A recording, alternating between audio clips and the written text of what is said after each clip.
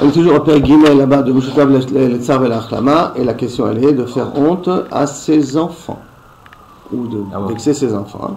Assur l'Adam levayesh et beno obito. Il n'a pas le droit de faire honte ni à son fils ni à sa fille. Kacher Reuven, exemple. Kacher Reuven sarich le'a'ir livno kedei lavricho. Il a besoin de lui faire un reproche pour l'éduquer. Ou osezot betzina. C'est l'eau bifnei chavera. Pas devant tout le monde.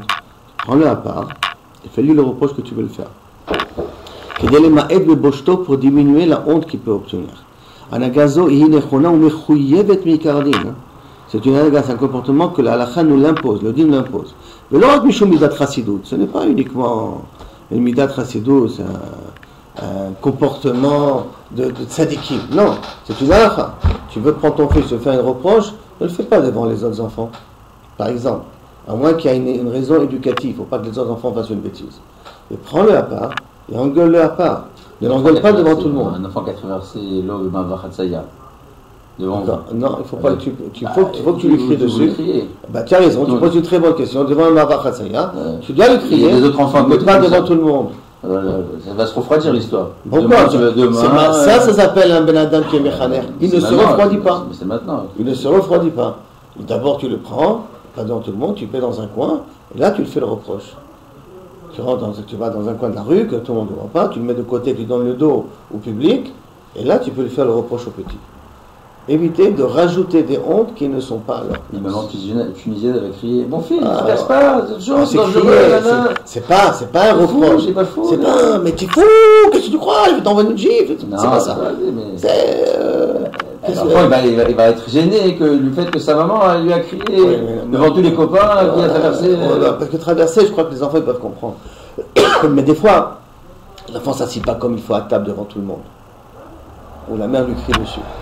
Ou des fois il y a des invités et l'enfant est michtolène, turbulent devant les invités.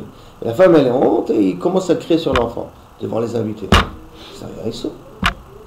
Est-ce que Issour c'est aussi entre familles, ça veut dire entre frères et sœurs? Non mais chané.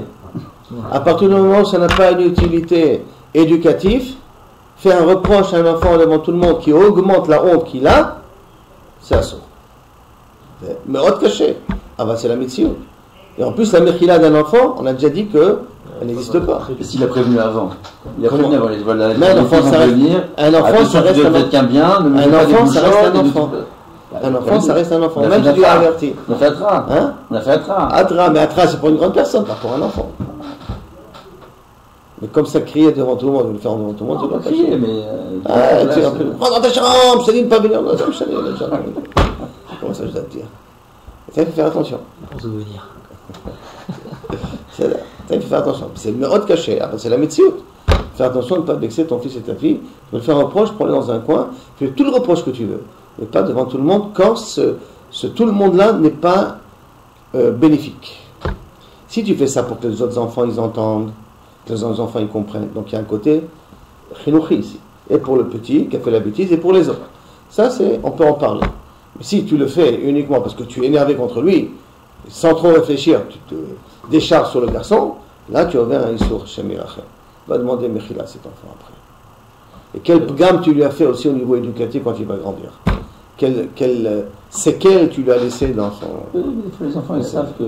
Ils savent ce qu'ils font, ils savent très très bien. Même qu'ils savent qu'ils font des bêtises. Ils rigolent, ils regardent d'un air comme ça, je sais que ça t'embête, je sais que tu veux pas. Voilà, tu parles d'un enfant de 1 an là. Non, tu parles d'un enfant de 3 ans, 4 ans.